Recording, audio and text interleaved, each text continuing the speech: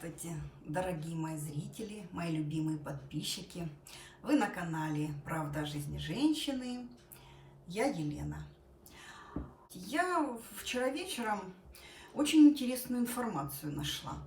Значит, вы знаете, нас настолько залечивают лекарствами. Иногда, я вот по себе знаю, вот у меня когда бронхит, когда я вот, это кто-то когда-то заражает, видно, какая-то инфекция ходит в городе, вот при гриппозное время, и у меня это слабое место, и я начинаю лечиться. Но без антибиотика, конечно, вылечиться невозможно, но иногда пропьешь антибиотик, вот эти противокашлевые все, тут при сухом, то при влажном кашле, ну ничего не помогает, тут кашель, и кашель, и кашель. И вот один академик ведет блог. И мне в рекомендуемых приходит это видео, а я люблю посмотреть других. Вот, я как бы нахожу для себя интересную информацию. И вот он, значит, я его включаю, там у него написано там о кашле, все о кашле. И он говорит, и вот это правда. Вы знаете, ничего не могу сказать. Это правда, то, что он говорит, вот я на себе это узнала. Вот недавно я переболела. Сначала покашливала, на следующий день как бы кашляю, потом еще сильнее, сильнее. И этот кашель развивается. Я слышу, как я кашляю. Слушайте, ну ужас. Ну, в общем, думаю, ну что ж делать, что ж делать? Ну что, давай пить антибиотик.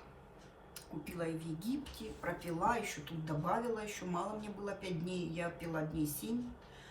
Ну что, конечно, в основном кашель такой ушел, мне стало легче.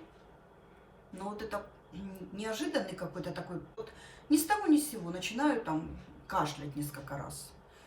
Ну, думаю, ну что ж делать, ну как же от него избавиться? Я уже не знаю, я и ингаляции делала этим небулайзером, и на боржоме, и там с лекарствами, ну ничего не помогает, вот, ну не помогает.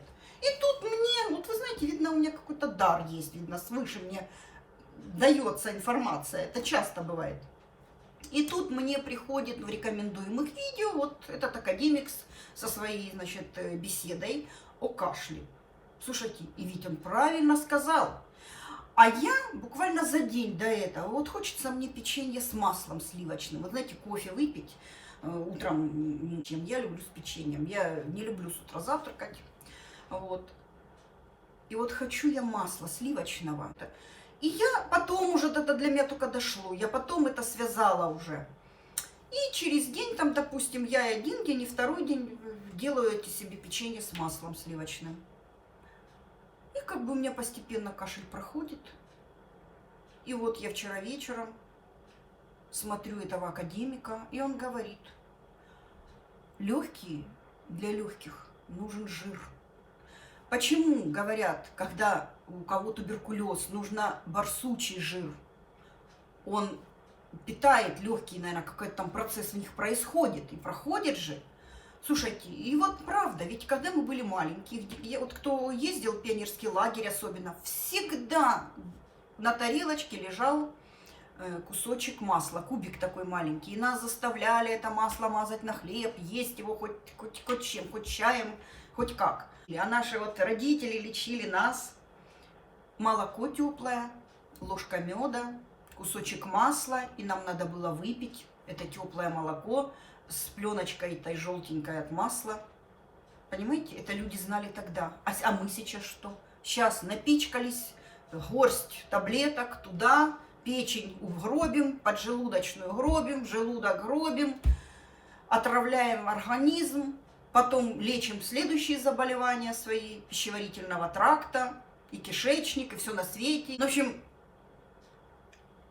слушайте, я же, и действительно, я же вот 2 дня мазала себе масло на хлеб, и у меня же резко ушел кашель. Теперь вот один раз, может быть, утром я чуть-чуть покашляю, но я продолжу. Вот, пожалуйста, вот особенно детки маленькие, у нас Макс иногда, ну кашляет и кашляет и кашляет, и мы не можем, ну уже уже этот сироп перепил весь, уже не знаем, и лазолван, ну что с ним делать? И вроде бы как бы это и не заболевание, но в то же время вот эти остаточные явления этого кашля. Надо просто ребенку под каким-то видом, ну, дать это масло. А ведь мы же сейчас, у нас же то печень, то поджелудочная, все это барахлить начинает. Мы стараемся, у нас так вообще в семье, мы стараемся жирное исключить. А этого делать нельзя. Точно так же, как и соль нельзя исключать, или бессолевая диета. А соль нужна для костей, для наших. Понимаете как? То есть, если, ну это же не значит, что мы должны как коровы или лоси лизать соль, вот эти куски соли, облизывать их. Нет, но исключать соль тоже нельзя.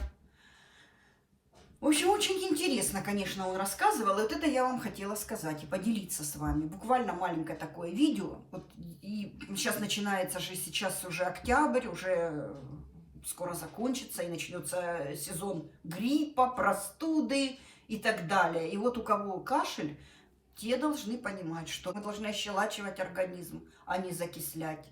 Вот. Поэтому вот хотела вам сказать. Желаю вам здоровья. Вот, пожалуйста, не игнорируйте простые, обычные наши методы. Вот что-то Соня гавкает, наверное, кто-то подошел к двери. Ну все, пока-пока.